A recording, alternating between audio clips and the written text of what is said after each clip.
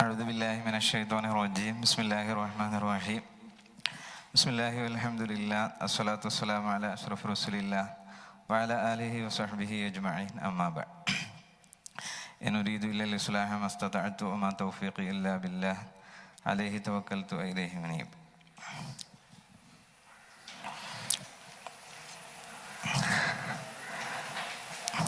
ഇത് എവിടെ തുടങ്ങണം എന്നുള്ളത് വളരെ ചലഞ്ചിങ് ആണ്. കാരണം ഒരുപാട് കാലമായി ചർച്ച ചെയ്തുകൊണ്ടിരിക്കുന്ന ഒരു ടോപ്പിക്കാണ്. ഓൾറെഡി ഇതിൻ്റെ ഒരു പോഡ്കാസ്റ്റ് ഒക്കെ റിലീസ് ചെയ്യുകയുണ്ടായി. അപ്പോൾ ഏറെക്കുറെ കാര്യങ്ങൾ അതിൽ തന്നെ കവർ ചെയ്യപ്പെട്ടിട്ടുണ്ട്. എങ്കിലും പിന്നെ പരിപാടി ഏറ്റെടുത്തത് അത് റിലീസാണതിൻ്റെ മുമ്പായിരുന്നു. അപ്പോൾ പിന്നെ ഏതായാലും ഒന്ന് പങ്കെടുത്ത് പോവുക എന്നുള്ളതാണ് കാര്യമായിട്ടുള്ളൊരു ലക്ഷ്യം. ഇവിടെ പറഞ്ഞതുപോലെ നമ്മുടെ ഒരു സ്വപ്നം എന്ന് പറയുന്നത് ദാറുൽ ഹുദയാവട്ടെ, അല്ലെങ്കിൽ അതുപോലെയുള്ള ഇസ്ലാമൈസേഷൻ ഓഫ് നോളജിൻ്റെ വ്യത്യസ്ത സംരംഭങ്ങളായിട്ട് രൂപപ്പെട്ടു വന്നിട്ടുള്ള ലോകത്തുള്ള വിവിധ പ്രൊജക്റ്റുകൾ, അത് ഒരു ഗ്ലോബൽ അല്ലെങ്കിൽ ഇസ്ലാമിനെ ആധുനിക ലോകത്ത് കൃത്യമായി സംവേദനം ചെയ്യാൻ കഴിയുന്ന ഒരു പണ്ഡിതനെ, അല്ലെങ്കിൽ അത്തരം ഒരു കൂട്ടം പണ്ഡിതരെ വാർത്തെടുക്കുക എന്നുള്ളൊരു ലക്ഷ്യത്തോടു കൂടിയാണ് ഇതെല്ലാം വന്നിട്ടുള്ളത്. പക്ഷെ അവിടെ നിന്ന് ഇറങ്ങുന്ന ആളുകൾ, ഗ്രാജുവേറ്റ്സിന് അത് എത്രമാത്രം സാധ്യമാകുന്നുണ്ട്, സാധ്യമായിട്ടുണ്ട്, ഇല്ലെങ്കിൽ എന്തുകൊണ്ടാണ് അത് സാധ്യമാകാത്തത്, എവിടെയാണ് നമുക്ക് തിരുത്തലുകൾ ആവശ്യം, അതാണ് മൊത്തത്തിൽ ഈ ഒരു ക്യാമ്പയിൻ്റെ ഒരു ആകത്തുകയായിട്ട് നമ്മുടെ മുമ്പിലുള്ളത്. അപ്പോൾ അതിൽ ഏറ്റവും പ്രധാനപ്പെട്ട ഒരു ഏരിയയാണ് കരിക്കുലം എന്ന് പറയുന്നത്. കാരണം ഈ ഇത്തരത്തിലുള്ള കോഴ്സുകൾ അവയുടെ ഒരു ഫോമൽ കോഴ്സ് എന്നൊക്കെ പറയാൻ പറ്റുന്നത് ഒരു ഇല്ല സൂര്യ എന്നൊക്കെ നമ്മൾ പറയുമല്ലോ. ഇപ്പം ഏതൊരു വസ്തു ഉണ്ടെങ്കിലും അതിൻ്റെ 4 കോഴ്സുകളെ കുറിച്ചൊക്കെ നിങ്ങൾ പഠിച്ചിട്ടുണ്ടാവും. അപ്പം അതിലെ ഇല്ല സൂര്യ അല്ലെങ്കിൽ ഫോമൽ കോഴ്സ് എന്ന് പറയാം, അതിനെ അതാക്കി തീർക്കുന്ന ആ ഒരു ഫോം, അത് ശരിക്കും പറഞ്ഞു കഴിഞ്ഞാൽ ഈ കരിക്കുലാണ്. അപ്പോൾ അത് എവിടെയാണ് പ്രശ്നം സംഭവിക്കുന്നത് എന്നുള്ളതിൽ അതും നമ്മൾ എന്താ പറയുക പോഡ്കാസ്റ്റിലൊക്കെ ചർച്ച ചെയ്തത് തന്നെയാണ്. നമ്മുടെ ഒരു സിന്തസിസ് എന്നുള്ളതിന് പകരം പാരലൽ ട്രാക്ക് എന്നുള്ള രീതിയിലാണ് നമ്മുടെ സമന്വയങ്ങളൊക്കെ ഏറെക്കുറെ പോയിട്ടുള്ളത് നമുക്ക് മനസ്സിലാക്കാൻ പറ്റും. ഇതിനെക്കുറിച്ച് സാധാരണ പറയാറുള്ളത് രാവിലെ മതം പഠിക്കുക, വൈകുന്നേരം അല്ലെങ്കിൽ കുറച്ച് കഴിഞ്ഞിട്ട് ഭൗതികം പഠിക്കുക എന്നല്ല. ഇപ്പം നമ്മുടെ ദാറുൽ ഹുദ പോലെയുള്ള സിസ്റ്റം കുറച്ചുകൂടി മെച്ചാണ്. എന്നാൽ ഇതുപോലെയുള്ള സിസ്റ്റങ്ങൾ കണ്ടിട്ട് രൂപപ്പെട്ടു വന്നിട്ടുള്ള പുതിയ സിസ്റ്റങ്ങളിൽ നമുക്ക് ഈ പ്രശ്നം കാണാൻ പറ്റും. അവർ രാവിലെയൊക്കെ ദർസിൽ പഠിക്കും, പിന്നെ അതിനുശേഷം യാതൊരു ബന്ധമില്ലാത്ത സ്കൂൾ വിഷയങ്ങളും മറ്റും അങ്ങനെ പഠിക്കും, വീണ്ടും തിരിച്ചു വരുന്നു, എന്നിട്ട് വൈകുന്നേരം വീണ്ടും ദർസ് പഠിക്കും. അപ്പം ഇതിങ്ങനെ പാരലൽ ട്രാക്കുകളായിട്ടാണ് പോകുന്നത്. ഏറെക്കുറെ ദാറുൽ ഹുദ സിസ്റ്റത്തിലും അങ്ങനെയൊക്കെ തന്നെയായിരുന്നു. ഈ അടുത്തായിട്ട് കുറച്ച് മാറ്റങ്ങൾ എന്ത് ചെയ്തിട്ടുണ്ട്, നമ്മൾ ഇൻട്രൊഡ്യൂസ് ചെയ്യപ്പെട്ടിട്ടുണ്ട്. അതിൻ്റെ ഫലങ്ങൾ നമ്മൾ അനുഭവിച്ചത് കൊണ്ടാണ് ഇത്തരത്തിലുള്ള ചർച്ചകൾ ഒക്കെ ചെയ്യാൻ തന്നെ ഒരുപാട് കാലങ്ങളായിട്ട് പോലും ദാറുൽ ഹുദക്ക് ഒരുപാട് സ്റ്റുഡൻസ് യൂണിയനുകളൊക്കെ ഉണ്ടായിട്ടുണ്ടായിരുന്നു ഇതിനു മുമ്പൊക്കെ. അന്നൊന്നും ഇത്തരത്തിലുള്ള ചർച്ചകളൊന്നും സജീവമായിട്ട് ഉണ്ടായിട്ടില്ല.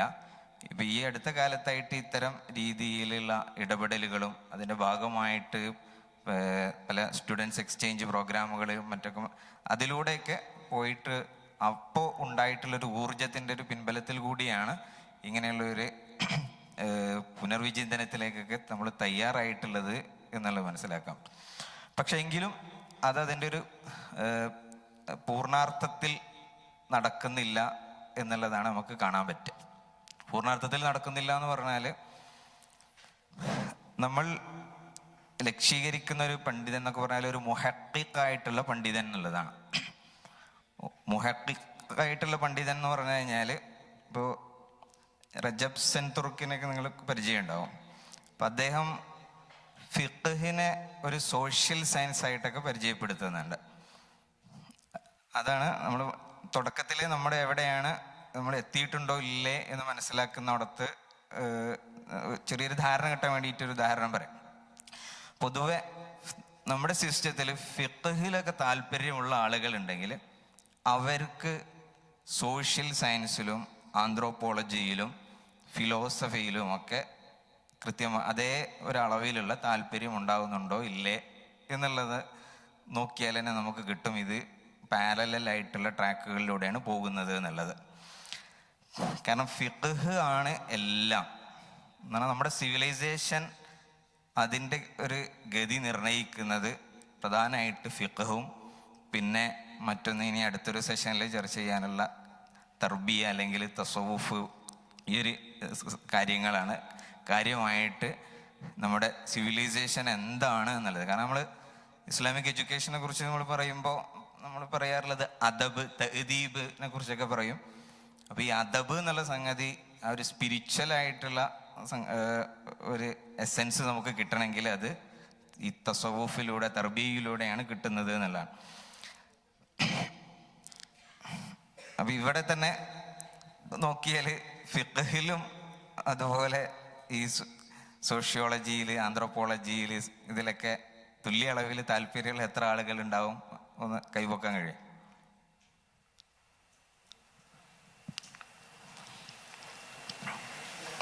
കുറച്ചാളൊക്കെ ഉണ്ടാവും, ആരും പേടിച്ച് കൈവക്കാതിരിക്കണ്ട.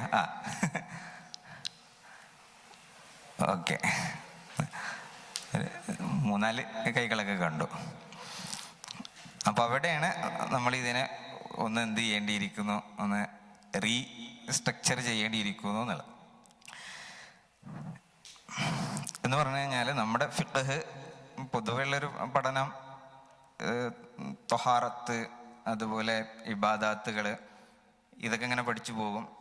പിന്നെ കുറച്ച് ടെക്നോളജിയുമായി ബന്ധപ്പെട്ട അല്ലെങ്കിൽ മെഡിക്കൽ എത്തിക്സുമായി ഒക്കെ ബന്ധപ്പെട്ട അങ്ങനെയൊക്കെയുള്ള കുറച്ച് വിഷയങ്ങളെയൊക്കെ അഡ്രസ്സ് ചെയ്യുക എന്നുള്ള രീതിയിൽ വെറും വളരെ ഉപരിപ്ലവമായ രീതിയിൽ ഈ വിഷയങ്ങളെയൊക്കെ പഠിക്കും. എന്നിട്ട് അതിൽ ഒരു തീർപ്പ് കൽപ്പിക്കുക എന്നുള്ള രീതിയിലായിരിക്കും ഉണ്ടാവുക. എന്നാൽ ഇതൊരു സോഷ്യോളജിക്കലായിട്ടുള്ള ഒരു അനാലിസിസ് കൂടി ഒരു ഫഖീഹിന് ഉണ്ടാകുമ്പോഴാണ്. അതുകൊണ്ടാണ് ഹനഫി ഫിഖ്ഹിന്, മാലിക്കി ഫിഖ്ഹ് ഇങ്ങനെയൊക്കെയുള്ള ഫിഖ്ഹുകളിലെല്ലാം നമ്മളെ ഷാഫി ഫിഖ്ഹ് കുറച്ചുകൂടി വാക്കുകൾക്ക് നമ്മളെ ലഫ്ളിന് അല്ലെങ്കിൽ അറബി ഭാഷക്ക് ഭയങ്കര ഒരു പ്രാധാന്യം കൊടുക്കുന്നതുകൊണ്ട് അതിൻ്റേതായിട്ടുള്ള ഒരു പോസിറ്റീവുകളും ഉണ്ട്, അതിൻ്റേതായിട്ടുള്ള നെഗറ്റീവ് വശങ്ങളും ഉണ്ട്. അപ്പോൾ പദങ്ങൾക്ക് വല്ലാത്ത ഒരു എന്തായിരിക്കും റിജിഡിറ്റി പോലെയൊക്കെ ഫീൽ ചെയ്യും നമ്മൾ, അതിൽ തന്നെ ഉറച്ചു നിന്നിട്ട് ഇങ്ങനെയുള്ള സമീപനങ്ങൾ. നേരെ മറിച്ച് ഹനഫി ഫിഖ്ഹിലാണെന്നുണ്ടെങ്കിൽ ഇപ്പോൾ ഇതിൽ ഇസ്തിഹ്സാന് പോലെയുള്ള സംഗതികൾ, മാലിക്കി ഫിഖ്ഹ് ആണെങ്കിൽ മസ്ലഹ മുർസല പോലെയുള്ള സംഗതികൾ, ഹംബലി ഫിഖ്ഹിലും എത്രമാത്രം നമുക്കിതൊന്നും കാണാൻ പറ്റില്ല. പുതിയ കാലത്ത് നടക്കുന്ന ഈ ബാങ്കിങ്ങിൻ്റെ നമ്മുടെ ഈ മുആമലാത്തുമായി ബന്ധപ്പെട്ടിട്ടുള്ള പലതിലും ഹംബലി ഫിഖ്ഹിൻ്റെ പലതും ആണ് എന്ത് ചെയ്യുന്നത് എന്ന് നമ്മൾ അപ്ലൈ ചെയ്തുകൊണ്ടിരിക്കുന്നത്. ഏതായാലും അപ്പോൾ ഒരു ഫഖീഹ് എന്ന് പറയുമ്പോൾ സോഷ്യൽ റിയാലിറ്റി കൃത്യമായിട്ട് മനസ്സിലാക്കിയിട്ടുള്ള ആളായിരുന്നു. ഇപ്പം ഇന്ന് ആ ഒരു ഏരിയയിൽ ഇഷ്ടംപോലെ ഫിഖ്ഹ് ഓഫ് സിയാസ നടക്കുന്നുണ്ട്. അതുപോലെ ഫിഖ്ഹ് ഓഫ് റിയാലിറ്റി, ഫിഖ്ഹുൽ വാഖിഅ് എന്നുള്ള രീതിയിൽ, ഫിഖ്ഹുൻ നവാസിലൊക്കെ പോലെ തന്നെ ഫിഖ്ഹുൽ വാഖിഅ് എന്നുള്ള രീതിയിൽ തന്നെ കാര്യങ്ങളൊക്കെ നടന്നുകൊണ്ടിരിക്കുന്നത്. അപ്പോൾ ഞാൻ പറഞ്ഞു വരുന്നതിൻ്റെ ഒരു ചുരുക്കം, നമ്മൾ ഈ സിസ്റ്റത്തിൽ തന്നെ വന്നിട്ടുള്ള നമ്മിൽ എത്ര പേർക്ക് ഇതിലെല്ലാം ഏറെക്കുറെ, ഇപ്പോൾ ഫുള്ളായിട്ട് ഒരേ അളവിലൊന്നും ഇപ്പോൾ താല്പര്യം ഉണ്ടായിക്കൊള്ളണമെന്നില്ല, എങ്കിൽ പോലും ചെറിയൊരളവിൽ ഇതിലും താല്പര്യം ഉണ്ടാവുക, ഇതിനെക്കുറിച്ചും ഇതിൻ്റെ ഇപ്പോൾ ഉസൂൽ ഫിഖ്ഹിനെയും ഉസൂൽ ഫിഖ്ഹിനെയൊക്കെ മനസ്സിലാക്കാനുള്ളൊരു താല്പര്യം, അതോടൊപ്പം പിന്നെ സോഷ്യോളജി ആന്ത്രോപോളജി പോലെയുള്ള പഠനങ്ങൾ, അത് ഫിലോസഫി, ഇതെല്ലാം പരസ്പരം എങ്ങനെയാണോ ഒത്തുപോകുന്നത്. കാരണം മുത്തക്കല്ലിമീങ്ങളുടെ ഒരു ത്വരീഖ എന്നുള്ള രീതിയിലാണ് ഉസൂലുൽ ഫിഖ്ഹിൽ ഒരു സമീപനത്തെ പരിചയപ്പെടുത്തുന്നത് തന്നെ. മുത്തക്കല്ലിമീങ്ങളായി കഴിഞ്ഞാൽ സ്വാഭാവികമായിട്ട് എന്ത് വന്നു, ഫിലോസഫി വന്നു. അപ്പോൾ ഫിലോസഫിയിലും താല്പര്യം ഉണ്ടായിരിക്കണം, അതേസമയം ഫിഖ്ഹിലും ഉസൂലിലും താല്പര്യമുണ്ടാവുക എന്നുള്ളത് അത് പണ്ട് കാലത്തുള്ള നമ്മുടെ പണ്ഡിതന്മാരുടെ ഒരു നാച്ചുറൽ ആയിട്ടുള്ള നോർമലായിട്ടുള്ള ഒരു രീതിയായിരുന്നു എന്നാണ്. അതുകൊണ്ടാണ് മിക്ക ഉസൂലിയായിട്ട് അത് നമ്മൾ മുസ്തസ്ഫയിൽ മന്തിഖിൻ്റെ ചർച്ചയാണ് ഏറ്റവും ആദ്യം തുടങ്ങുന്നത് തന്നെ. അതുപോലെ മറ്റുള്ള ഇപ്പോൾ മുഗനിയുടെ ഇബ്നു ഖുദാമ ഹംബലി മദ്ഹബിലുള്ള അദ്ദേഹത്തിൻ്റെ റൗളത്തുൽ നാദിർ ജുന്നത്തുൽ മുനാദിർ എന്ന് പറയുന്ന ഒരു ഉസൂലിയായിട്ടുള്ളൊരു ടെക്സ്റ്റ് ഉണ്ട്. അത് എൻ്റെ പേരനേതാണ്, ജുന്നത്തുൽ മുനാദിർ എന്നുള്ളതാണ്. അപ്പോൾ മുനാദറയുടെ നമ്മുടെ ഈ ആദാബുൽ ബഹ്സ് വൽ മുനാദറയുടെ ചർച്ചകളാണ് കാര്യമായിട്ട് ഉസൂലുൽ ഫിഖ് എന്ത് ചെയ്യുന്നത് അദ്ദേഹം ഉൾപ്പെടുത്തിയിട്ടുള്ളത്. അല്ലെങ്കിൽ ഇപ്പോൾ നമ്മൾ ഖവാദിഹുൽ ഇല്ലയിലുള്ള ചർച്ച കാര്യമായിട്ട് ഈ ആദാബുൽ ബഹ്സ് വൽ മുനാദറയുടേതാണ്. അപ്പോൾ ഈ ലോജിക്കൽ ഫിലോസഫിയിൽ ഇതിലൊക്കെ താല്പര്യമുള്ള അതേ ആളുകൾക്ക് ഫിഖ്ഹിൽ കൂടി താല്പര്യം വരുന്ന രീതിയിൽ നമ്മൾ എന്ത് ചെയ്ത് അപ്ഡേറ്റ് ചെയ്യപ്പെടുന്നുണ്ടോ ഇല്ലയോ, അല്ലെങ്കിൽ ആ ഒരു ലെവലിലേക്ക് വരുന്നുണ്ടോ ഇല്ലയോ എന്നാണ്. അപ്പോൾ അതാണ് അതിൻ്റെ ഒരു കേസ് എന്നുള്ള രീതിയിൽ നമുക്ക് പറയാൻ പറ്റുന്നത്. പിന്നെ നമ്മുടെ എന്തിനാണ് ഈ ഇത്തരം പ്രൊജക്റ്റുകളൊക്കെ രൂപപ്പെട്ടു വന്നത്, ഇപ്പോൾ ഇസ്ലാമൈസേഷൻ ഓഫ് നോളജ് പോലെയുള്ളതൊക്കെ ലോകത്തിൻ്റെ വിവിധ ഭാഗത്ത് രൂപപ്പെട്ടു വന്നതെന്ന് വെച്ചാൽ ഒരു തജ്ദീദിൻ്റെ ഭാഗമായിട്ടാണ്. സിവിലൈസേഷണൽ റിന്യൂവൽ എന്നൊക്കെയുള്ള ഒരു കൺസെപ്റ്റിൻ്റെ ഭാഗമാണ്. ഈ തജ്ദീദ് സാധ്യമാകണമെങ്കിൽ എല്ലാ കാലത്തും ചെയ്തിട്ടുള്ളത് ഇൽമി ആയിട്ടുള്ള മേഖലയിൽ അല്ലെങ്കിൽ എപ്പിസ്റ്റമിക് ആയിട്ടുള്ളൊരു മേഖലയിലുള്ള ഇടപെടലാണ്. അതുകൊണ്ടാണ് മുജദ്ദിദുകളൊക്കെ ആ രീതിയിൽ നമുക്ക് കാണാൻ പറ്റുക. ഷാഫി ഇമാം അദ്ദേഹത്തിൻ്റെ ഒരു സംഭാവന എന്ന് പറഞ്ഞാൽ റിസാല, അത് കൃത്യമായിട്ടുള്ള ഒരു എപ്പിസ്റ്റമോളജിക്കൽ ഫ്രെയിം വർക്ക് നമുക്ക് സമർപ്പിക്കുക എന്നുള്ളതാണ് ഇപ്പോൾ അതിൽ ചെയ്തിട്ടുള്ളത്. ഇനിയിപ്പോൾ അതിന് മുമ്പ് ഉമർ ഇബ്നു അബ്ദുൽ അസീസ് അവിടെയും ഒരു എപ്പിസ്റ്റമോളജിക്കൽ ഫ്രെയിം വർക്കാണ്.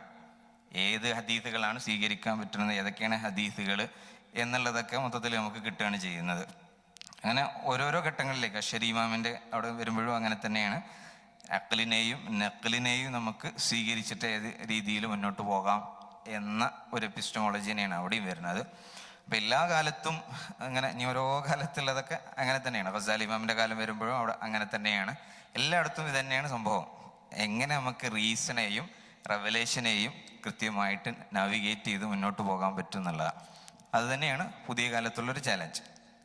അപ്പോൾ പഴയ കാലത്ത് ഈ ചാലഞ്ചിനെ ഏത് രീതിയിലാണ് നേരിട്ടിട്ടുള്ളത്, അത് തന്നെയാണ് നമുക്കിവിടെയും സക്സസ്ഫുൾ ആയിട്ടുള്ള മോഡലുകൾ അപ്ലൈ ചെയ്യാന്നുള്ള. അപ്പോൾ ഗസാലി ഇമാമിൻ്റെ കാലത്ത് ഗസാലി ഇമാം ഇതിനു വേണ്ടി ചെയ്തിട്ടുള്ള ഒരു രീതി എന്ന് പറഞ്ഞാൽ ഇഹ്യാ ഉലൂമിദ്ദീൻ എന്നുള്ളതാണ്. അപ്പോൾ അതുകൊണ്ടാണ് നമ്മൾ ഈ മദ്രസയെ കുറിച്ച് ഇത്ര ഗൗരവമായിട്ട്, അല്ലെങ്കിൽ എഡ്യൂക്കേഷനെ കുറിച്ച് ഇത്ര ഗൗരവമായിട്ട് ചർച്ച ചെയ്യണം എന്നുള്ളത് വരുന്നത്. അപ്പോൾ ഇഹ്യാ ഉലൂമുദ്ദീൻ എന്നുള്ളതിൽ ഇത് രണ്ടും അടങ്ങിയിട്ടുണ്ട്. ഒരേ സമയം ഫിഖ്ഹിനെ കൊണ്ടുവരുന്നുണ്ട്. ഫിഖ്ഹിലും അതുപോലെ തന്നെ തിയോളജിയിലും ഫിലോസഫിയിലും ഒക്കെ അവഗാഹമുള്ള ഒരു പണ്ഡിതൻ അതിനെ എന്ത് ചെയ്യാണ്, ജനങ്ങൾക്ക് അതിൻ്റെ എല്ലാവർക്കും അപ്പീലിംഗ് ആവുന്ന ഒരു ഭാഷയിൽ സമർപ്പിക്കുകയാണ്. അതുകൊണ്ടാണ് ഏത് സംഗതി വരികയാണെന്നുണ്ടെങ്കിലും, എക്കണോമിക്സിൻ്റെ ചർച്ച വരികയാണെങ്കിലും, ഇനി സൈക്കോളജിയുടെ ചർച്ച വരികയാണെങ്കിലും, മറ്റ് സോഷ്യൽ സയൻസുകളിലെ ഏതെങ്കിലുമൊക്കെ ചർച്ച വരികയാണെങ്കിൽ അതൊക്കെ ഇഹ്യയുമായി ഗസാലി അല്ലെങ്കിൽ ഗസാലി ഇമാമിൻ്റെ അതിനെക്കുറിച്ചുള്ള കാഴ്ചപ്പാട് എന്നുള്ള രീതിയിൽ പഠനങ്ങളും മറ്റൊക്കെ വരുന്നത്. അപ്പം ഈ ഇഹ്യാ നടക്കണമെങ്കിൽ അത് നമ്മൾ ഫിഖ്ഹിൻ്റെ കാര്യമാണ് ഇത്ര നേരം പറഞ്ഞത്. പക്ഷെ ഈ ഇഹ്യ വരുന്നത് കാര്യമായിട്ട് എങ്ങനെയാണ്, തസവുഫിനെ ഫിഖ്ഹിലേക്ക് എന്ത് ചെയ്യാണ്, ഇൻ്റഗ്രേറ്റ് ചെയ്തിട്ടാണ് വരുന്നത്.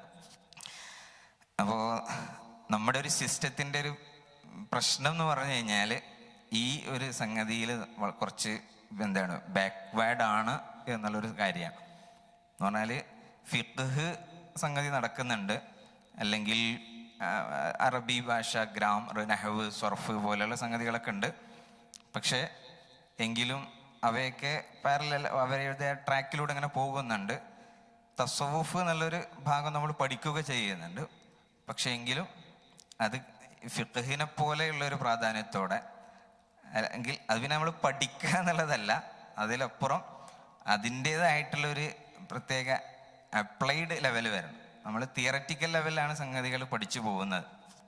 അപ്പോൾ അതിൻ്റെ ഒരു അപ്ലൈഡ് ലെവൽ ഏത് രീതിയിൽ നമ്മുടെ സിസ്റ്റത്തിലേക്ക് വരേണ്ടിയിരിക്കുന്നു, അതില്ലാത്തതുകൊണ്ടാണ് മറ്റുള്ള എല്ലാ പ്രശ്നങ്ങളും ആരംഭിക്കുന്നത്. പറഞ്ഞാൽ പർപ്പസിൻ്റെ പ്രശ്നം അവിടെയാണ് ആരംഭിക്കുന്നത്. എന്തുകൊണ്ടാണ് നമ്മൾ പഠിക്കുന്ന ഈ ഒരു ഇൽമ് അല്ലെങ്കിൽ നമ്മൾ ഈ ഒരു കോഴ്സ് ചെയ്യുമ്പോൾ ഈ കോഴ്സ് കഴിഞ്ഞിട്ട് പിന്നെ എന്താവണം എന്നുള്ളതിനെ കുറിച്ച് നമുക്കൊരു ധാരണ ഇല്ലായ്മയൊക്കെ രൂപപ്പെട്ടു വരുന്നത് ബേസിക് ആയിട്ടുള്ളൊരു പ്രശ്നം അവിടെയാണ് കിടക്കുന്നത്. ഈ നമ്മളെ എന്താ പറയുക, അപ്പോൾ പഴയ കാലത്തുള്ള ഒരു നിങ്ങൾ പഠിച്ചിട്ടുണ്ടാവും, ചില ഡിപ്പാർട്ട്മെൻറ്റിലൊക്കെ റീഡിങ്ങിൽ വരുന്ന ആർക്കിടൈപ്പൽ സ്കോളർ എന്ന് പറഞ്ഞിട്ടുള്ള ആരോൺ സ്പിവാക്കിൻ്റെ വർക്ക് പഠിച്ചിട്ടുണ്ടാവും. ഉണ്ട് ഫിക്ക് ഡിപ്പാർട്ട്മെൻറ്റിൽ, ഏതോ ഒരു ഡിപ്പാർട്ട്മെൻറ്റിൽ. ഓക്കെ, ഇവിടെ UG ആൾക്കാരായിരിക്കുമല്ലോ കൂടുതലുള്ളത്, PG സ്റ്റുഡൻസ് ഉണ്ടാ. എന്തായാലും ആർക്കിടൈപ്പൽ സ്കോളർ എന്ന് പറഞ്ഞിട്ടുള്ള ആരോൺ സ്പിവാക്കിൻ്റെ ബ്രാൻഡിഷ് യൂണിവേഴ്സിറ്റിയിലുള്ള ഒരു പ്രൊഫസറാണ്. നമ്മൾ American society of Islamic philosophy and തിയോളജിയിലൊക്കെ ഇവിടെയൊക്കെ സജീവമായിട്ടുള്ളൊരു ഫൗണ്ടർ, അതുപോലെ കോർഡിനേറ്ററൊക്കെയാണ്. അപ്പോൾ മൂപ്പരുടെ ഇമാം ബാജൂരിയെ കുറിച്ചിട്ടുള്ളൊരു വർക്കുണ്ട്. അപ്പോൾ ഇതിലൊരു ആർക്കിടൈപ്പലായിട്ടുള്ളൊരു ഇസ്ലാമിക് സ്കോളർ എന്ന് പറഞ്ഞു കഴിഞ്ഞാൽ അഖീദ, ഫിഖ്, തസവുഫ്, ഈ 3 ഏരിയകളാണ് ഉണ്ടാവേണ്ടത്. ബാക്കിയുള്ള മേഖലകളിലൊക്കെ ഉണ്ടാവുക എന്ന് പറഞ്ഞാൽ അത് എക്സ്ട്രാ ഉള്ള പഠനങ്ങളാണ്. ബാക്കിയുള്ള ഏരിയ അതാണ് ആലത്തുകൾ എന്നുള്ള രീതിയിലാണ് കാര്യമായിട്ട് വരിക. അതെന്ന് പറഞ്ഞാൽ നഹ്വായാലും സർഫായാലും അറബി ഭാഷ പഠിക്കുക അങ്ങനെയൊക്കെ ഉള്ളതൊക്കെ ആലത്ത് ടൂൾ എന്നുള്ള രീതിയിൽ വരുന്നതാണ്. മെയിനായിട്ട് ഫിഖ്, അഖീദ, തസവുഫ്. അപ്പോൾ പഴയ കാലത്ത് നമ്മുടെ ഒരു ട്രഡീഷൻ എടുത്തു നോക്കുകയാണെന്നുണ്ടെങ്കിൽ ഈ 3 ട്രഡീഷനിലും ഈ 3 ഏരിയകളിലും കൃത്യമായിട്ട് അവഗാഹമുള്ള ആളുകളായിരിക്കും. അപ്പോൾ അതിനെ അനുസരിച്ചിട്ടുള്ള എന്തുണ്ടാവും, ത്വരീഖത്തുകൾ അല്ലെങ്കിൽ മറ്റേതുപോലുള്ള സംഗതികളൊക്കെ ഉണ്ടാവും. അതിൻ്റെ അപ്ലിക്കേഷൻ ലെവലിൽ വരുന്ന സംഗതികളുണ്ടാവും. ഇത് നമ്മുടെ സിസ്റ്റത്തിൽ ഇൻഷാ അല്ലാഹ് അടുത്ത ഒരു സെഷനിൽ ഇതിൻ്റെ ഡീറ്റെയിൽ ആയിട്ടുള്ള ചർച്ചകൾ നടക്കുമെന്ന് വിചാരിക്കുന്നു. പിന്നെ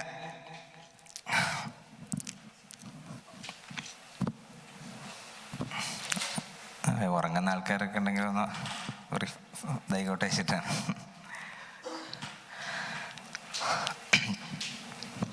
അപ്പോൾ ഒരു മദ്രസ എന്ന് പറഞ്ഞു കഴിഞ്ഞാൽ ഇതിൽ ഇനിയിപ്പോൾ ഇവിടെ തന്നെ വരുന്ന അടുത്ത സെഷനുകളിൽ ഒരു ഡിസ്കസീവ് ട്രഡീഷൻ എന്ന് പറഞ്ഞിട്ടുള്ള ഒരു സെഷൻ ഉണ്ടല്ലോ, അത് കൂടി സാധ്യമാക്കുന്ന ഒരു ഇടം ആവുക എന്നുള്ളതാണ് പിന്നെ മദ്രസയെ കുറിച്ചിട്ടുള്ള നമ്മുടെ ഒരു കൺസെപ്റ്റ്. അപ്പോൾ മുഹഖിഖ് അല്ലെങ്കിൽ തഹ്ഖീഖ് എന്നൊക്കെയുള്ള രീതിയിലാണ് പൊതുവെ നമ്മളതിനെ കാണാറുള്ളത്. അതാണ് ഇപ്പോൾ മുഹഖിഖ് ആയിട്ടുള്ള ഒരു സ്കോളർ ആവണം നമ്മുടെ മുമ്പിലുള്ള അല്ലെങ്കിൽ ദാറുൽ ഹുദയിലുള്ള ഈ കോഴ്സൊക്കെ ചെയ്ത് വരുന്ന ഒരാൾ എന്നാണ് നമ്മുടെ കൺസെപ്റ്റ്. ഈ തഹ്ഖീഖ് എന്ന് പറഞ്ഞാൽ എന്തായിരിക്കും?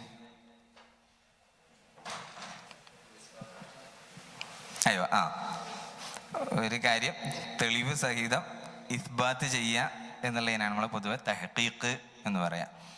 അപ്പം ഈ ഇപ്പോൾ ഖാലിദ് റുഐഹബ് അല്ലെങ്കിൽ ഖാലിദ് റോഹബ് എന്ന് ചിലവർ പറയും, ഹാർവർഡ് യൂണിവേഴ്സിറ്റിയിലെ പ്രൊഫസറാണ്. അദ്ദേഹത്തിന് Islamic intellectual history in the 17th century in the Ottoman lands and the Maghreb എന്നോ സബ് ടൈറ്റിൽ കൃത്യമായിട്ട് ഓർമ്മയില്ല. ഇതിൽ ആ വർക്കിൽ പറയുന്നുണ്ട്, പൊതുവെ ക്ലോസിങ് ദി ഗേറ്റ്സ് ഓഫ് ഇജ്തിഹാദ് എന്നത് ഭയങ്കര വലിയൊരു ചർച്ചയായിട്ട് കൊണ്ടുവരലുണ്ട്. എന്നാൽ അദ്ദേഹം അതിനെ കൗണ്ടർ ചെയ്തിട്ട് ഓപ്പണിങ് ദി ഗേറ്റ്സ് ഓഫ് തഹ്ഖീഖ് എന്ന് കൊടുക്കുന്നുണ്ട്. അപ്പോൾ ഇജ്തിഹാദിൻ്റെ മറ്റൊരു പേരാണ് ശരിക്കും പറഞ്ഞു കഴിഞ്ഞാൽ ഈ തഹ്ഖീഖ് എന്നുള്ളത്. പേരിൽ ഇജ്തിഹാദ് എന്നുള്ള പേരിൽ എന്ന് പറഞ്ഞാൽ അതന്നെ മുസ്തഖില്ലായിട്ടുള്ള മുജ്തഹിദുകൾ വരാറില്ലായിരുന്നു എന്നുള്ളതാണ്. എന്ന് പറഞ്ഞാൽ ആരും ആ രീതിയിൽ വാദിക്കില്ല. വാദിച്ച ആളുകൾ ഉണ്ടായിരുന്നു. അവരോടൊപ്പം ചോദ്യങ്ങളും മറ്റൊക്കെ ചോദിച്ച് വരുന്ന സമയത്ത് അവസാനം അവർ പിന്മാറുക, അങ്ങനെയൊക്കെയുള്ള അവസ്ഥകളാണ് ഉണ്ടാവുക. എങ്കിലും അത് മറ്റൊരു ചർച്ചയാണ്. ഇജ്തിഹാദ് ഇനിയും അവിടെ എന്ത് ഇപ്പം ഉണ്ടോ ഇല്ലേ എന്നുള്ളതൊക്കെ മറ്റൊരു ചർച്ചയാണ്. അതിലിപ്പോൾ ഈ ഇജ്തിഹാദ് നമ്മൾ കുറച്ചൊക്കെ റിഫോമിസ്റ്റ് ട്രഡീഷനിലൊക്കെ അവർ ഉപയോഗിക്കുന്ന ടേം ഇജ്തിഹാദ് എന്നുള്ളതാണ്. നമ്മളതിന് ഉപയോഗിക്കുന്ന ടേം തഹ്ഖീഖ് എന്നുള്ളതാണ്. രണ്ടായാലും കുഴപ്പമില്ല, രണ്ടും ഒരേ കൺസെപ്റ്റാണ്. പിന്നെ അതിൽ തന്നെ കുറച്ച് തീവ്രവാദികളൊക്കെ ഉണ്ടാവും. അത് നമ്മൾ എന്ത് ചെയ്യാൻ പറ്റില്ല. ഇപ്പോൾ ഉസൂലുൽ ഫിഖ്ഹിനെ തന്നെ റീപ്ലേസ് ചെയ്തിട്ട് മഖാസിദി ആയിട്ടുള്ള ഇജ്തിഹാദ് നടക്കണം, ഉസൂലുൽ ഫിഖ്ഹിനെ വേണ്ടെന്നൊക്കെയുള്ള രീതിയിലുള്ള തീവ്രവാദമൊക്കെ ഉണ്ടാവും. ഇപ്പോൾ ഹസൻ തുറാബി, അതേപോലെ ഇബ്നു ആഷൂർ, ഇങ്ങനെയൊക്കെയുള്ള കുറേ ആളുകളുടെയൊക്കെ കാഴ്ചപ്പാടുകൾ മറ്റൊക്കെ ഉണ്ടാവും. അപ്പോൾ അല്ലെങ്കിൽ ഹസൻ ഹനഫി, ഇങ്ങനെ ഈജിപ്തിൽ വന്നിട്ടുള്ള കുറേ ചിന്തകരുണ്ട്, ഈജിപ്തിലും സുഡാനിലൊക്കെ വന്നിട്ടുള്ള.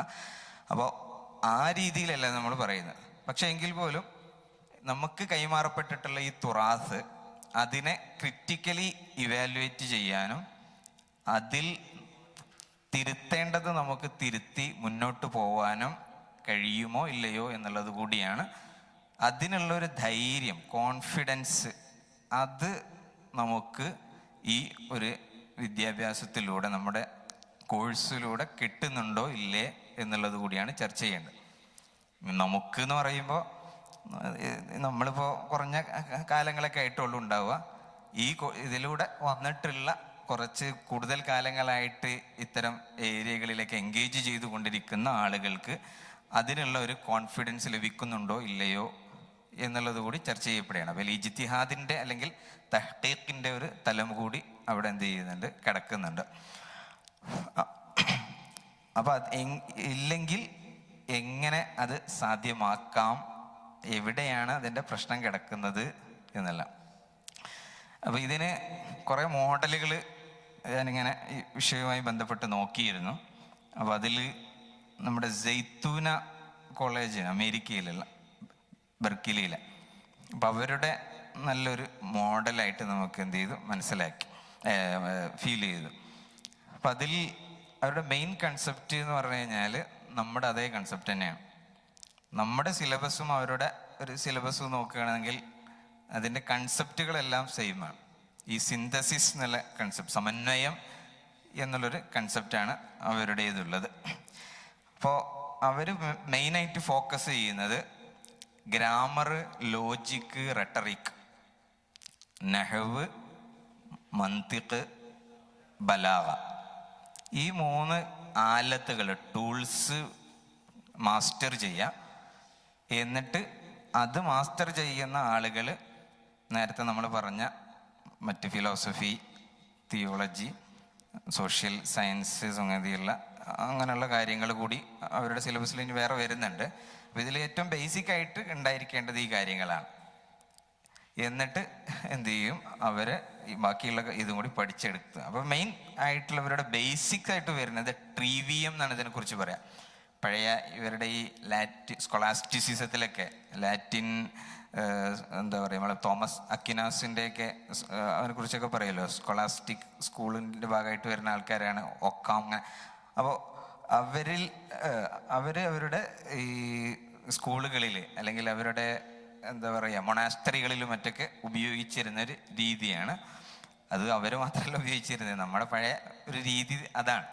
നമ്മുടെ ഈ നിസാമി ദർസ് സിസ്റ്റം എന്നൊക്കെ പറയാലോ, അതിൽ കാര്യമായിട്ട് ഇതന്നെ സംഭവം. മന്തിഖിൻ്റെ കിതാബുകൾ ഉണ്ടാവും. നഹ്വ് നമ്മൾ ചെറിയ ക്ലാസ് മുതലേ തഖ്വീമുൽ ലിസാൻ അവാമിൽ പഠിക്കും, തഖ്വീമുൽ ലിസാൻ പഠിക്കും. ഇവിടെ എല്ലാം നമ്മൾ പഠിക്കൂല, ഏതെങ്കിലുമൊക്കെ അതിൽ അവാമിലുണ്ടാകും, തഖ്വീമുൽ ലിസാൻ. പിന്നെ ചിലപ്പോൾ തുഹ്ഫത്തുൽ വർദിയ എന്ന് പറഞ്ഞിട്ടുള്ള പഴയ ഒരു കിതാബ് ഉണ്ടായിരുന്നു, പഴയ ദർസി സിസ്റ്റത്തിലൊക്കെ ഉണ്ടായിരുന്ന. പിന്നെ അതല്ലെങ്കിൽ നമ്മൾ പുറത്ത് ഈ നിസാമി സിലബസ്, ഇത് പൊന്നാനി സിലബസിലാണ് ഇപ്പോൾ ഈ ഇതൊക്കെ വരിക കേട്ടോ. ഇത് തുഹ്ഫത്തുൽ വർദിയ, അതേപോലെ പിന്നെ പൊന്നാനി അൽഫിയ എന്ന് പറയും. അൽഫിയക്ക് തന്നെ പൊന്നാനി മഖ്ദൂബരുടെ ഒക്കെ കീഴിൽ വരുന്ന ഷറഹുകളുണ്ട്. എന്നാൽ നിസാമിയിൽ വരിക എന്താ പറയുക, ഈജിമാമല്ല, ജുർജാനിയും എന്തായാലും അവർ ആരോ ഒരാളുടെ എന്ത് വരുന്നുണ്ട്, തസ്രീഫ് സഞ്ചാൻ കൂടി നമ്മൾ പഠിക്കുന്നുണ്ടല്ലോ അല്ലേ.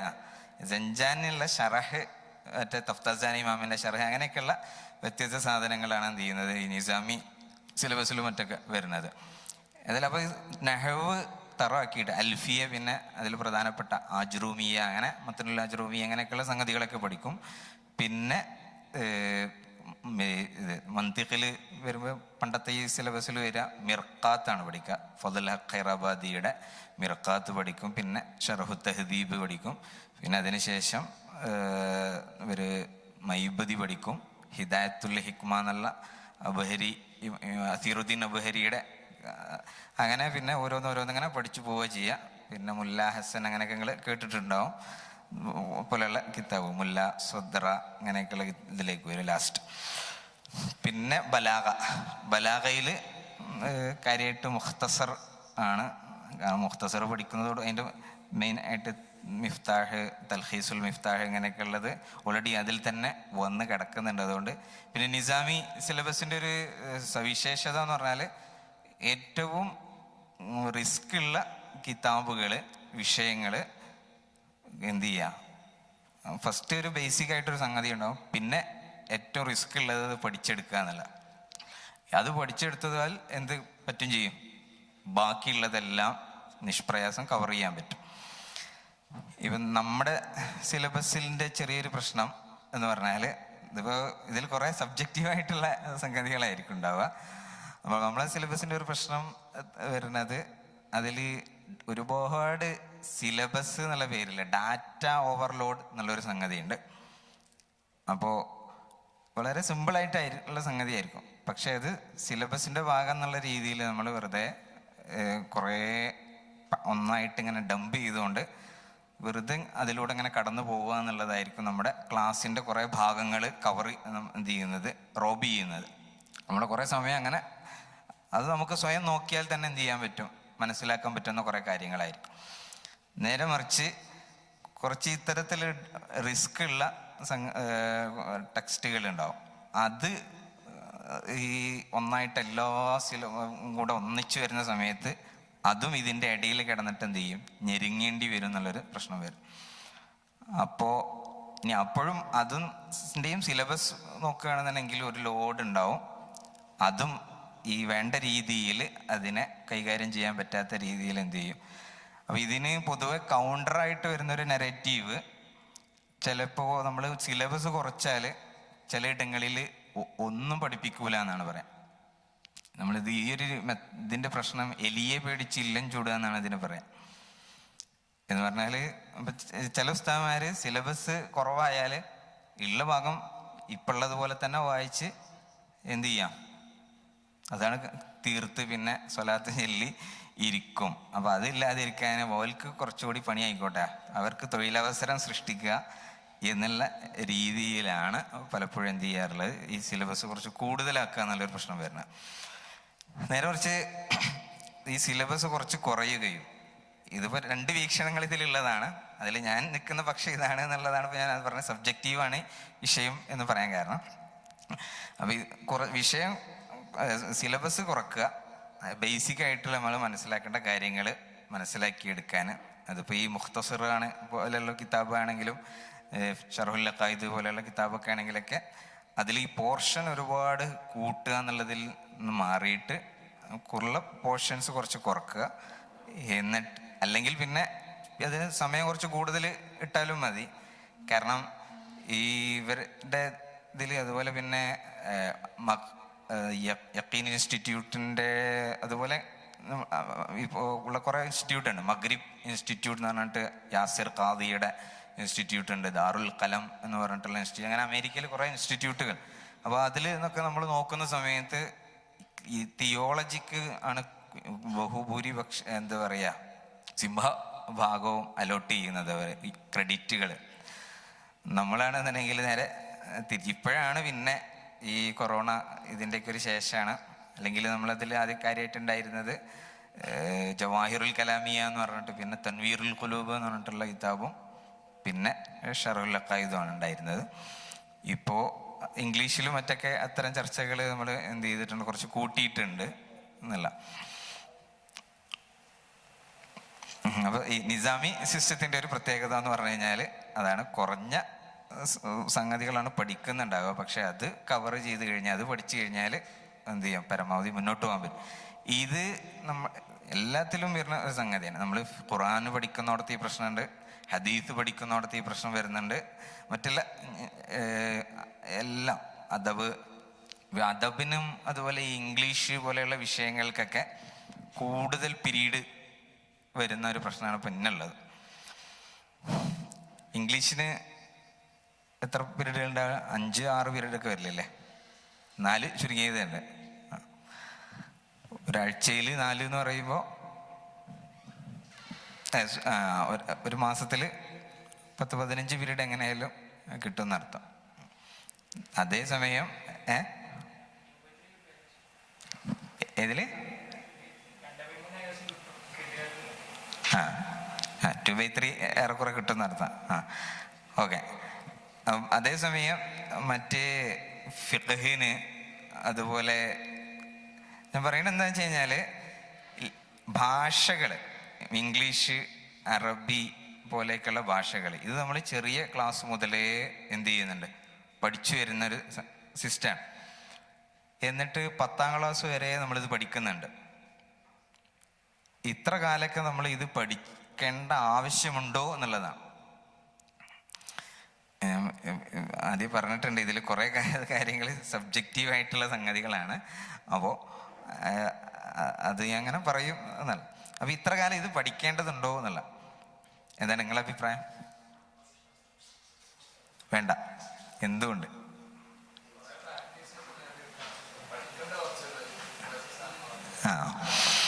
അപ്പോൾ ഇന്ന് ഇഷ്ടംപോലെ ലാംഗ്വേജ് കോഴ്സുകൾ നമുക്ക് കാണാൻ പറ്റും. 6 മാസം കൊണ്ടും മറ്റൊക്കെ തന്നെ എന്ത് ചെയ്യും, ലാംഗ്വേജ് അക്വിസിഷൻ എന്നുള്ളത് സിമ്പിളായിട്ട് നടക്കുന്ന സംഗതിയാണ്. അപ്പോൾ അത് നമ്മൾ ചെറിയ ക്ലാസ്സിൽ, പക്ഷെ നമ്മൾ 6 മാസം കൊണ്ട് തീർക്കാൻ പറ്റൂല.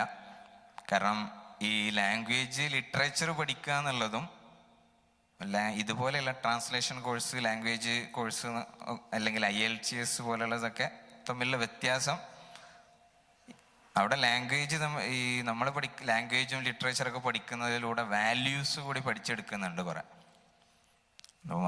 മലയാളം എടുത്താൽ മതി, മറ്റുള്ളത് ചിലപ്പോൾ റിസ്ക് ആയിരിക്കും മനസ്സിലാക്കാനും. മലയാളം നോക്കിയാൽ മതി.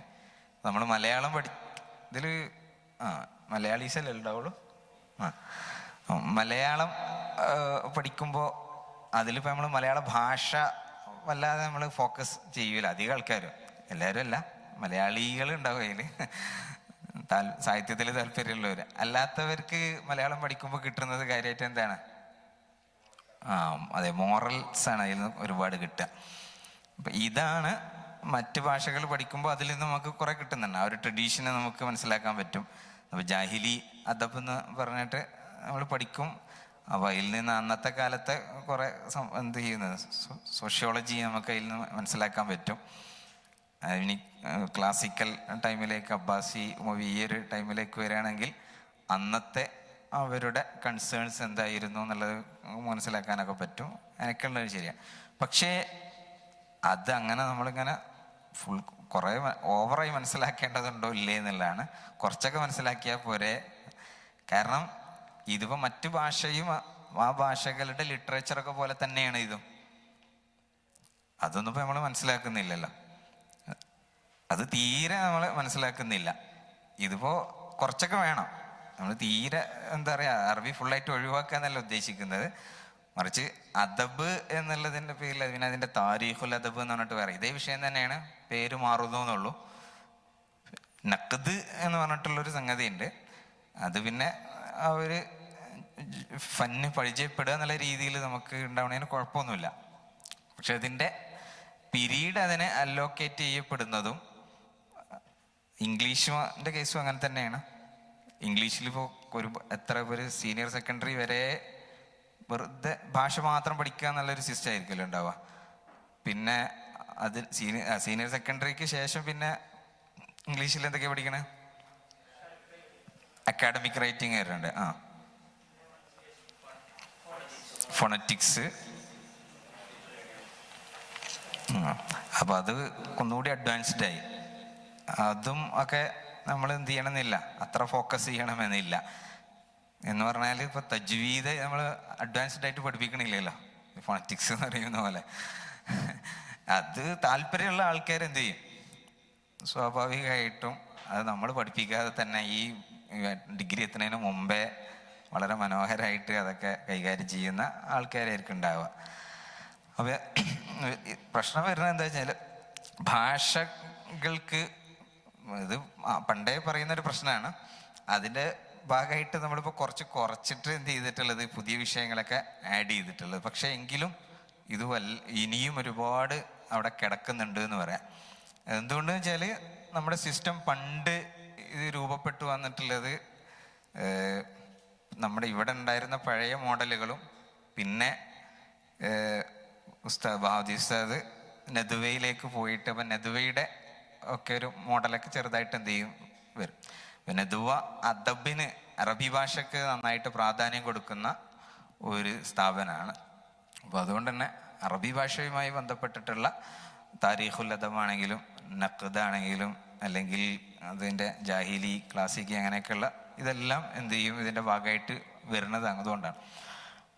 പക്ഷെ അത്ര ഇനി നമ്മൾ അതാണ് നമ്മൾ കാലം മാറുന്നുണ്ട്. അപ്പം അതിനനുസരിച്ച് നമ്മൾ ചിന്തിക്കുകയാണെങ്കിൽ അതിൽ താല്പര്യമുള്ള ആളുകൾ സ്വാഭാവികമായിട്ടും BA അറബി എടുക്കുകയാണെങ്കിൽ അവർ ഇതേ സാധനമായിരിക്കും പഠിക്കുക. ഇനി PG അറബി എടുക്കുകയാണെങ്കിൽ അപ്പോഴും ഇതിൻ്റെ അഡ്വാൻസ്ഡ് ലെവലായിരിക്കും അവർ പഠിക്കുക.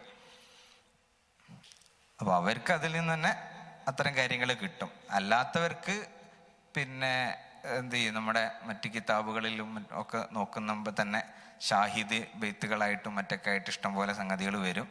അപ്പോൾ അതിൽ നിന്ന് തന്നെ കുറേ കാര്യങ്ങൾ എന്ത് ചെയ്യാൻ പറ്റും, മനസ്സിലാക്കിയെടുക്കാനൊക്കെ പറ്റും. അപ്പോൾ ഈ ഒരു ടൈം നമുക്ക് പിന്നെ എന്ത് ചെയ്യാം എന്നുള്ളതാണ്. അത് ഒന്നുകൂടി പഴയ നമ്മുടെ തന്നെ ക്ലാസിക്കലായിട്ടുള്ള ചില ലാംഗ്വേജുകളുണ്ട്, ഒന്നുകിൽ അതിനേക്ക് എടുക്കാം. ഇപ്പോൾ ഫാരിസി പോലെയുള്ള ഭാഷകളുണ്ട്. ഇന്നിപ്പോൾ നമ്മൾ ഈ മുഹക്കിക്കായിട്ടുള്ള പണ്ഡിതൻ എന്നുള്ള പറയുന്നത് ഇന്ന് കാര്യമായിട്ട് ഈ മാനുസ്ക്രിപ്റ്റ് സ്റ്റഡീസ്, മാനുസ്ക്രിപ്റ്റോളജി പോലെയുള്ള സംഗതികളൊക്കെ വളരെ ട്രെൻഡിങ് ആയിട്ട് വന്നുകൊണ്ടിരിക്കുന്ന ഒരു കാലമാണ്.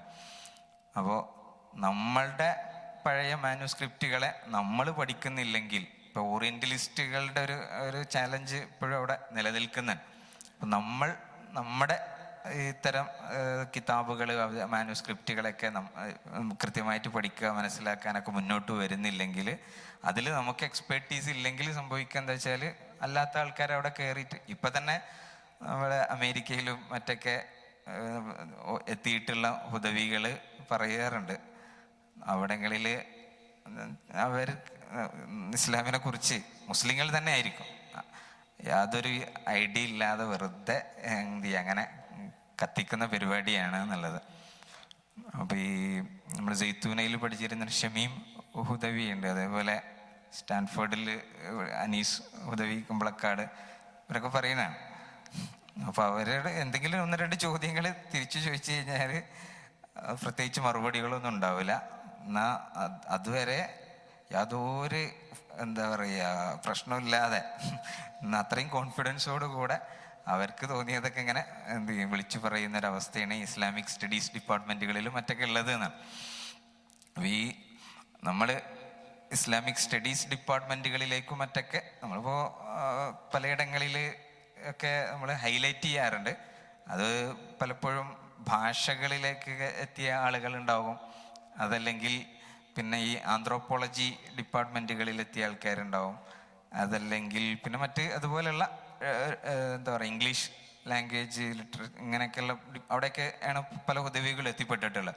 എന്നാൽ ഇസ്ലാമിക് സ്റ്റഡീസ് എന്നുള്ള രീതിയിലേക്ക് അതിൽ തന്നെ ഒന്നുകൂടി സജീവമായിട്ട് വെറുതെ ഒരു ഇസ്ലാമിക് സ്റ്റഡീസ് പഠിക്കുക, ഒരു ഡോക്ടറേറ്റ് നേടുക എന്നുള്ളതിലപ്പുറം അതെങ്ങനെ നമ്മുടെ സിവിലൈസേഷന് സഹായകമാകുന്ന രീതിയിൽ അവിടെ തഹ്ഖീഖ് എന്ന് പറയാൻ കാരണം ഈ മുഹഖിഖ് എന്നുള്ള ഈ ഒരു ടൈം കാര്യമായിട്ട് നമ്മൾ ഉപയോഗിക്കാറുള്ള ഒരു പണ്ഡിതനാണ് ഈജിപ്ഷ്യനായിട്ടുള്ള മഹ്മൂദ് ഷാക്കിർ എന്ന് പറയും.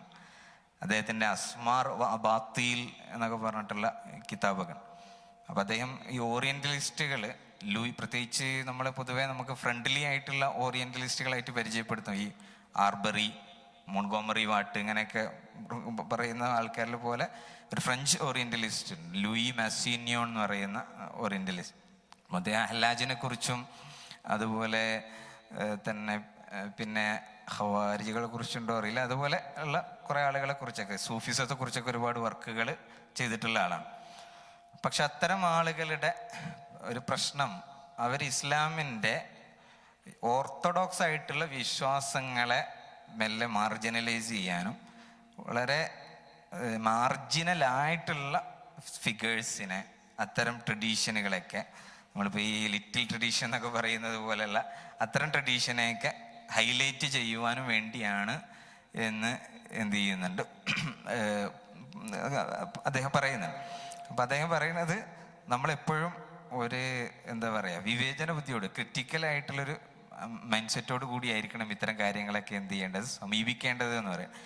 അപ്പം ആ രീതിയിൽ ഒരു ബോധമുള്ള ഒരു വിഭാഗമാണ്. മറ്റേത് അത്ര ഒരു കാര്യമായിട്ട് ഒരു ഡിഗ്രി ചെയ്യുക അല്ലെങ്കിൽ ഒരു ഡോക്ടറേറ്റ് എടുക്കുക എന്നുള്ള ബോധത്തോടു കൂടെ ആകുമ്പോൾ ഈ കാര്യം നടക്കൂല.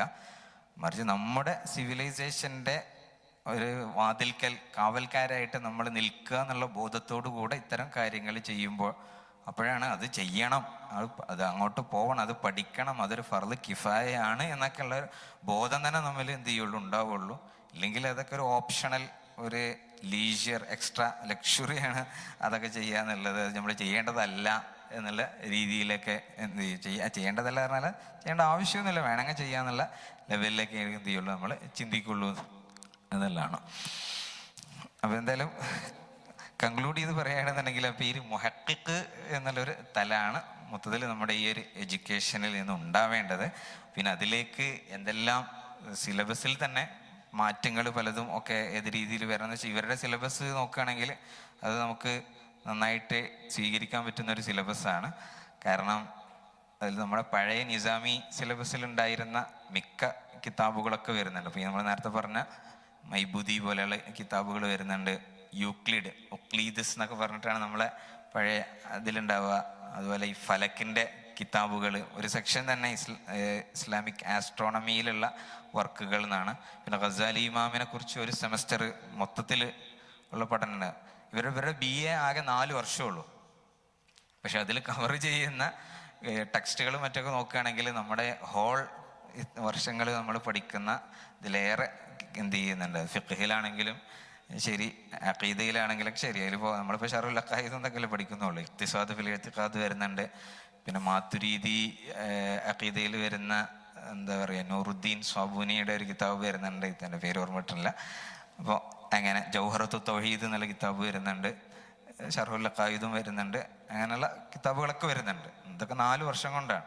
ഇത് മാത്രമല്ല, ഇപ്പോൾ മോഡേൺ ഫിലോസഫിയിലേക്ക് വരികയാണെന്നുണ്ടെങ്കിൽ ഏൻഷ്യൻ്റ് ഫിലോസഫി മുതൽക്ക് അരിസ്റ്റോട്ടിൽ, പ്ലാറ്റോ, അത് പിന്നെ പ്രീ സോക്രാറ്റിക് ആയിട്ടുള്ള സോഫിസ്റ്റുകളെ കുറിച്ച്, പിന്നെ ഇങ്ങോട്ട് മോഡേൺ ഫിലോസഫി, അതിൻ്റെ മുമ്പ് സ്കൊളാസ്റ്റിക് ഫിലോസഫി വരുന്നുണ്ട്, പിന്നെ മോഡേൺ ഫിലോസഫിയിൽ എയർ വരെ അനലിറ്റിക് ഫിലോസഫി വരെ, അതിൻ്റെ മുമ്പ് ജർമ്മൻ ഐഡിയൽ പോലൊക്കെ ഇങ്ങനെ കാന്റിനെയും ഇവരെ എല്ലാവരെ കുറിച്ചും ഒക്കെ എന്ത് ചെയ്യുന്നുണ്ട്, കവർ ചെയ്തു പോകുന്ന ഒരു ഭാഗം. അത് 4 വർഷം കൊണ്ട് കഴിയുന്ന BA ആണ്.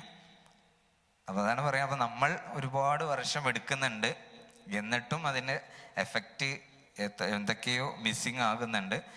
അപ്പോൾ അതിന് ഇപ്പം നമ്മൾ കുറഞ്ഞ ഈ സമയം കൊണ്ട് ഇതെല്ലാം കൂടെ എങ്ങനെ റീസ്ട്രക്ചർ ചെയ്യാം എന്നുള്ളത് നമുക്ക് കഴിയില്ല. നമ്മൾ മൊത്തത്തിൽ നമുക്ക് റീസ്ട്രക്ചർ ചെയ്യാനൊക്കെ പറ്റും, അല്ലെങ്കിൽ അങ്ങനത്തുള്ള മോഡലുകളൊക്കെ ഉണ്ട് എന്ന് പറയാനപ്പോൾ നമുക്ക് ഈ ഒരു സമയം കൊണ്ട് കഴിയുള്ളൂ.